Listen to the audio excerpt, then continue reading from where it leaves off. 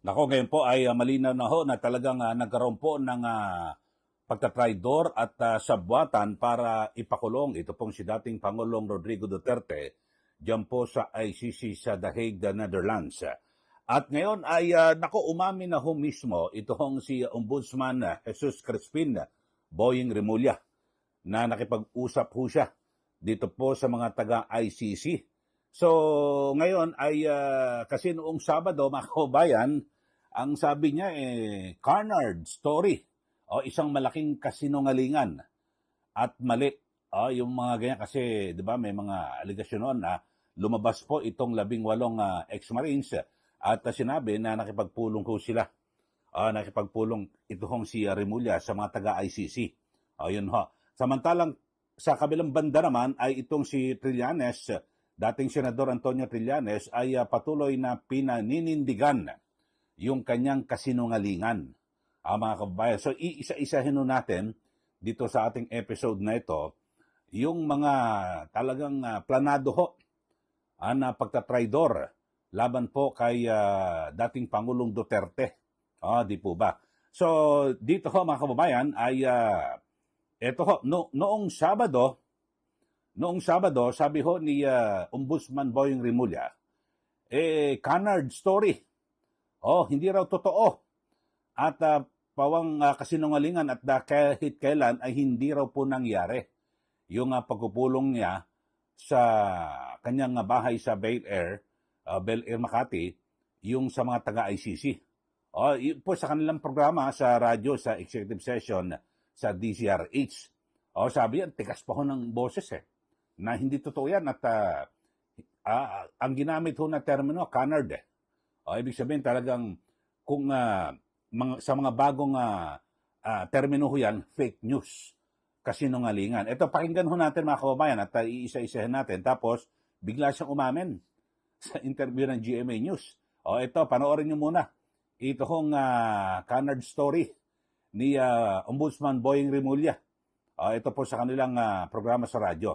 Panoorin po natin. Sabi ng ombudsman doon pa lang sa, yun sa affidavit pa lang, tama, di ba, ombudsman? Kasi binanggit ako ron Binanggit ka ba doon? Nabanggit siya. Kasi nag-meeting daw kami sa Bel Air. ICC prosecutor ang ka-meeting niya. Ano, may 18 abogado? 18 witness? sundalo nandun, may witness? Parang medyo... It never happened. Di ba? No. At saka pag Paano naging personal knowledge yun? Ano ba tawag dyan? Is a made-up story. Canard. Canard? Ako, bigat. It's Hindi, yun nga. Gusto ko, tumistigo yung 18 sa Senado. Sige, Yes. tumistigo sila. Tama yun. May baabad ba? May affidavit daw pinirmahan? May pinadala na affidavit? Totoo ba? Di ba, pumirma nga sila 18 di ba? Pero may affidavit nga. Tapos may binigay nga Nagsubmit na sila sa affidavit. Office of the Ombudsman Tapos itong separate ito doon yung amount na to ang pinag-uusapan is separate doon sa pinag-uusapan sa Senado. Iba pa Iba pa. In addition to. Ito. Naman, At saka, pag kayong lahat, 18, pumunta doon sa sinasabi niyo na polo townhouses, baka magkagulo kayo doon. Kasi Kasi every so often, pupunta kayo doon. Para yung renade na yung Manila Polo townhouses. Pag 18 kayo. Mas nagsalita na si Ombudsman is pure canard. Ano yung canard? Ano lang talaga, mahirap maniwala na yung 18 yun, lahat sila, alam nila lahat yung na personal. nakasulat sa affidavit na yun. At saka imposible yun mangyari, siguro. Kung babasahin mo, Ombudsman. Hindi, it's possible na nagsama sila minsan, na 18 sila, nagkwentuhan, pero para magkasama sila sa bawat lakad doon, at alam nila lahat yung alam mga nila lahat na sinasabi ron. Medyo iba na yun. Gusto ko nga 18 Gusto ko nga tanungin sa kanila doon. Kasi pumunta daw sila sa Ilocos Pumunta sila sa Ilocos? sila ng pera ron sa Ilocos. Ang ibig mo sabihin, hindi man lang kayo pinansin na meron kayong daladalang ganon? Diyan sa airport. Walang report? Walang ka-report dyan? Wala man lang dyan, ibang... Wala nakapansin sa inyo? Pumunta kayo doon sa bahay ni Presidente? Di ba bata ni Pao yun si Tony Levy? Hindi ka. Hindi. Bata mo ba? Bata ni Ben Horloyan. Yan po inyo pong napanood at ang sabi niya, wala, hindi totoo, kahit kailan, hindi po nangyari.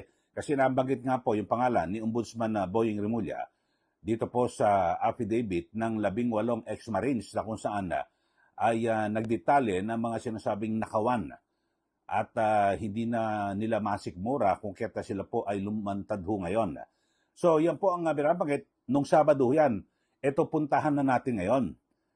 Sabi ho ni Ombudsman Boying Rimulya, paano ho natin paniniwalaan ng isang ombudsman, di po ba? Na sobra ho ang sinungaling, di po ba? Nung una, yung kanyang mga talumpati ho, mga kababayan, na hindi kailangan na makipag-cooperate ang Pilipinas sa ICC dahil wala sila sa jurisdiction. May binabanggit pa siya na kung saan sa ibang bansa sila, sa Sudan, kung ano-ano, sa Pilipinas hindi. Gumagana ang hustisya.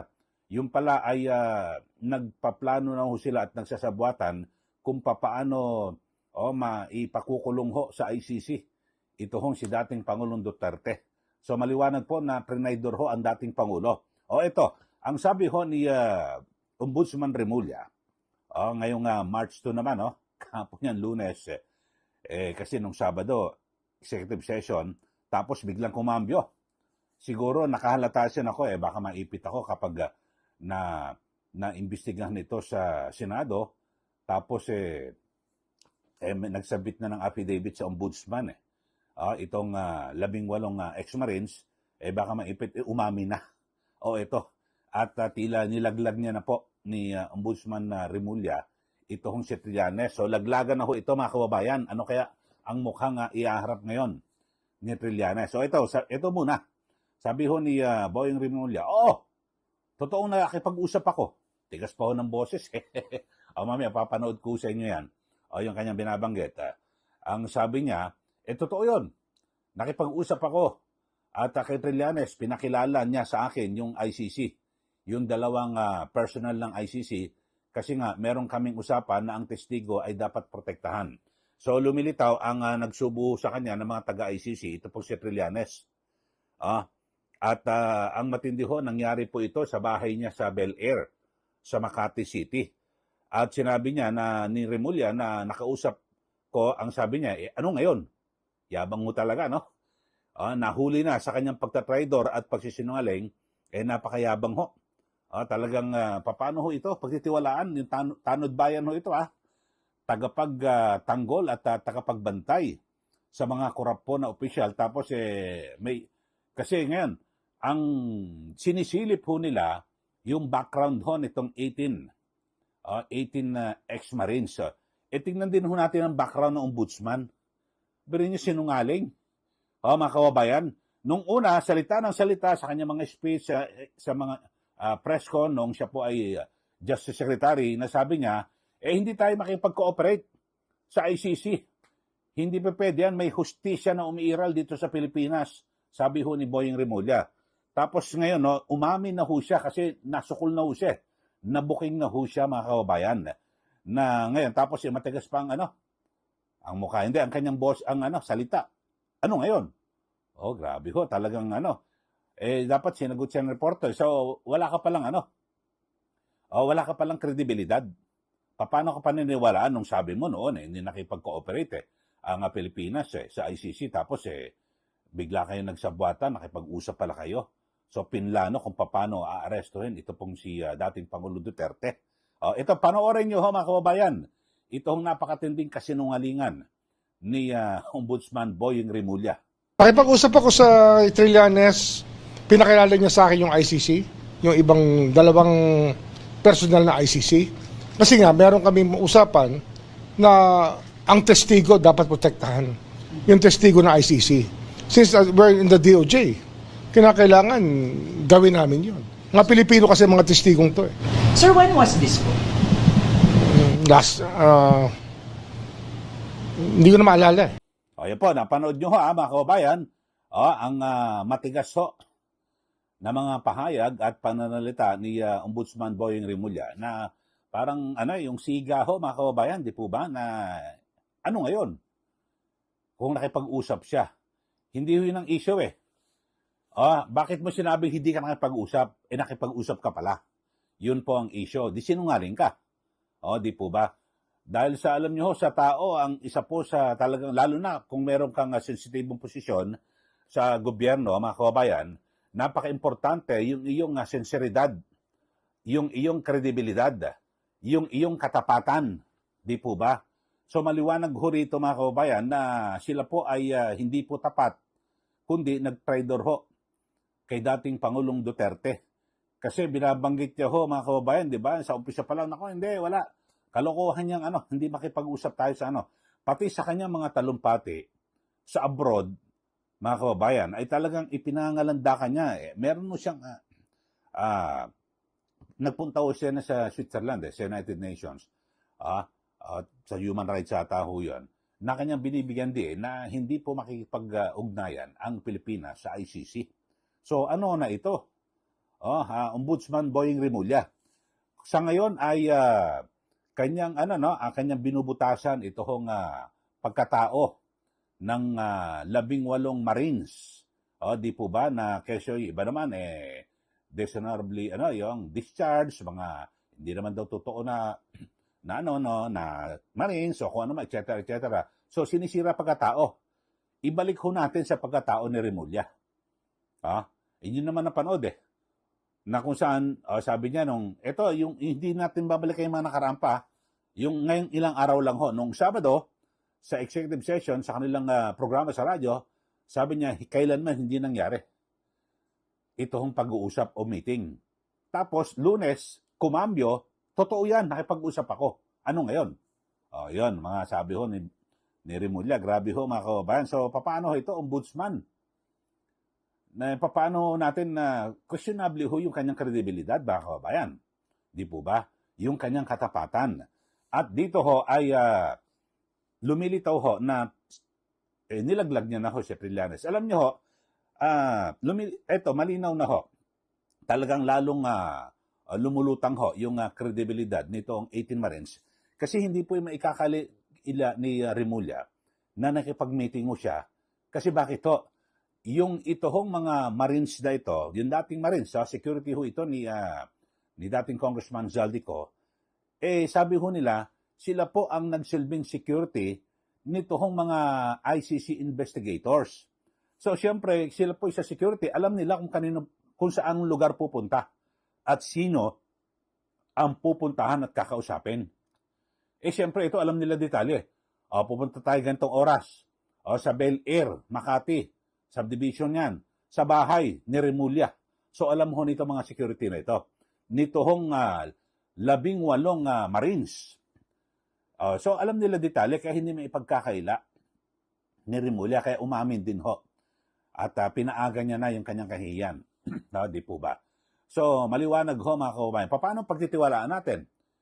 Kung ang sinasabi nila, paano paniniwalaan itong 18 ex-Marines? Ito na si Ombudsman Rimulya, paano natin paniniwalaan? Nang sabi niya, ay hindi makikipagtulungan, yung pala nakipag-meeting. Tapos ngayon ho, ay ito hong si Trillanes, patuloy ho ang pagtanggi. Wala, Trillanes, bistado ka na. Umamin ka na, kasi umamin na ho si Ombudsman Boying Rimulya. Sabi ho ni Trillanes ay, sa panayam, eto, na-interview naman ho siya ni Jessica Soho. Na noong March 1, sabi niya, hindi raw totoo. Wala pong mga ganyang meetings. Sabi ho ni Trillanes, hindi ko na i-broadcast, masyado na mahaba, no? At ang ginagawa raw kasi, na kumo ngayon, nasa hot seat daw, ito pong si Zaldico, parang madampian ka lang ni Zaldico, parang nasa impyerno ka na. Yung po sabi po ni Trillanes ay walang katotohanan ang paratang na may naganap na koordinasyon o pagpupulong sa ICC. Sabi po yan ng Trillanes. So, pinaninindigan niya ho yung kanyang kasinungalingan. Samantalang itong si Ombudsman Boying Rimulya, wala, binanggit ka pa Trillanes Wala, bistado ka na. Wala ka nang kawala ho rito. Di po ba? Tapos, meron pa hong isang sinungaling. So, magkakasama yung mga sinungaling ho. Ito hong si dating PNP Chief Nicolas Torre. Mga kababayan, na kung saan ay kanyang itinatanggi na yung meeting na yan. Ito, ipakita ko na rin sa inyo, bibihira natin magamit itong yung kanyang mga sinasabi. Kasi siya po ngayon ay general manager ng MMDA. Official din ho ito ng gobyerno di po ba? Kasi si Trillanes wala namang pwesto yan Pero talagang, eto si General Manager Nicolas Torres, dating hepe ng PNP, itinanggi ho yan. Itinanding ho yan sa, sa press con po sa Malacanang. Ito, ni Ivan Mayrina ng GMA. Panoorin nyo, ito hong pahayag ni General Nicolas Torres. Your name was mentioned as present dun po sa isang meeting sa isang bahay sa Bel Air. What do you have to say to this, General? Alam mo, nakita ko rin yung affidavit na napakarami ng pangalan na involved, no? Allow me please to reserve my comments regarding that matter kasi hindi nga natin alam kung yan ay kaya nilang isubstantiate at tataasan nila ng kamay para sila ay mag-subscribe dyan. Baka mamaya at the end of the day sasabihin joke only yan Di ba? So it's really non-issue right now for me because hindi naman akong bida dyan. Napakarami ng pangalan dyan. Po, you don't know where this is coming from. Most probably, alam ni Attorney Baligo dyan kung saan ang gagaling yan. Pero nasa sa kanya ngayon yan kung ano ang kanyang purpose regarding that matter. Salamat po. Thank you, Secretary. Okay po. Yun po, ang pahayag na isa pang sinungaling. Grabe ho mga kababayan. So tatlo itong mga sinungaling na ito, itong si Trillanes, Boying Rimulya, itong si General Torre, na nakipag-usap sa ICC. Yun ho. Ang sabi ho niya, sabi ni Rimulya, ano ngayon? Ngayon? Ano ngayon? Sinungaling ka. Yun dapat isagot ho rito ng taong bayan. So talagang napakatindi ho nito mga kababayan. At ito, maliwanag lang ho, dito ho sa ating episode, ay napatunayan na ito hong 18 dating sundalo o Marines ay nagsasabi po ng katotohanan. Maring siguro sa pag-usad ho ng investigasyon, alam niyo naman ang ginagawa ho nila, binubutasan ho nila. Di ba? Bubutasan sa ganito, yung pag nagkamali, tapos siyempre, alam mo, medyo tensyonado at ninervous siya ng konti, lalo't kapag nagkaroon po ng hearing, uupa ka na. Ganun ho. Pero ito maliwanag ho mga kababayan, hindi po sila makalulusot ho rito. Kasi nagsilbing security po ito Itong mga sundalo ng mga ICC investigators, kaya wala po silang kawala rito. At ewan lang ho natin tignan ho natin kung mapapatunayan kasi mahirap din mag-imbento na sinasabi $2 million na pinapalit, 56 million, 2 maleta, tapos pinapalit ho sa na maging dolyar. Alam niyo ho, walang imposible sa mga ganyan, mga big time ho ito Ang sinasabi, paano papalit ng pera, ang peso to dollars, may amlak. Yung mga nagsasabi na gano'n, wala hong hindi ginagamit ang kokote. Bakit dadaan ho sila sa bangko? O di ma-amlak ho sila. Pati mag-delivery na ho yan kung wala namang problema sa amlak bakit i-deliver pa yan? Di pwede namang i-deposit sa bangko. Kaso illegal ho di po ba? Hindi nag-iisip Iba naman, may sinasabi ho na isang, broadcaster ba? Kung ano man, nasabi paano na i-deliver yung pera sa Ilocos? Hindi ba sila sinita sa airport? Tanga rin? Ano ba tawag doon? Mahina rin ang kokote. Ba't sila sisitahin? VIP yung mga may-ari ng aeroplano. Ihahatid sa isa pang VIP. So, yung mga ganong talagang gusto lang sirain mga kababayan. At ewan ko lang ho kayo maniniwala dahil sa matatalino na po mga Pilipino ngayon. So, yan lang ho mga kababayan. Kayo ho, ano masasabi nyo? Ito, sinika po natin na actually meron pa ako mga video sana na noon nagsasalita itong nagpapa-interview itong si Boying Rimulya na hindi sila makipag-cooperate. Tapos itong si Trillanes, etc. Wag na ho. Okay na ho yan. Tatlo ho mga kababayan. Yung una, sabi ho ni Rimulya sa executive session noong Sabado, February 28, hindi totoo yan. Canard story. Sabi ho, talagang yung mali na istorya, hindi totoo at sa ibang termino, fake news. Tapos sumunod, umamin. Umamin na ho na totoo yan. Ano ngayon? Yabang ho, no? Itong si Torre, wala rin ho. Hindi rin ho umamin. So, tatlong sinungaling nag-usap-usap kasama po yung mga taga-ICC. Na kung tutuusin, yung sinasabi nilang proteksyon para po sa mga testigo, Yung mga testigo, sino ba? Sina Mato Bato, Las Cañas. Mga lumutang na po yan sa Senado. Talagang nakabalanda na po yan sa social media lahat. Alam na ho natin yan mga testigo. At higit sa lahat, sila po nakapwesto sa gobyerno. Mabibigyan mo sila ng sapat na proteksyon kung yun talaga ang intensyon. Pero hindi po kayuhan at sa tingin yung intensyon. Talagang pinagplanuhan para ho maipakulong ito pong si dating Pangulong Duterte dyan po sa ICC. So, yun po. Sige, magbigay na po kayo ng comment dito po sa ating episode, dito po sa ating channel, sa issue po na ating pinag-uusapan. Ito ho, Ombudsman Boying Remulla, umamin na ho na nakipag-usap sa ICC. Inilaglag na ho si Trillanes na patuloy at pagtanggi. At maging itong si Nicolas Torre ay tinatanggi yung pulong. At eto ho, maliwanag na ho mga kababayan na tumataas po yung kredibilidad ng 18 ex-Marines na sila po ay nagsasabi ng katotohanan. Isa ho dyan, ito ho nga ibinunyag nila na pag-uusap sa bahay ni Remulla sa Bel Air, Makati, sa mga taga-ICC. Sige, magbigay na po kayo ng comment. At sa mga bago lang po sa ating channel, subscribe na po kayo at huwag niyo pong kalimutan na i-like at i-share. Maraming salamat at huwag niyo rin pong kalimutan yung aking Facebook, Eli Saludar. Maraming salamat muli. Magandang araw, ito po si Ka Eli.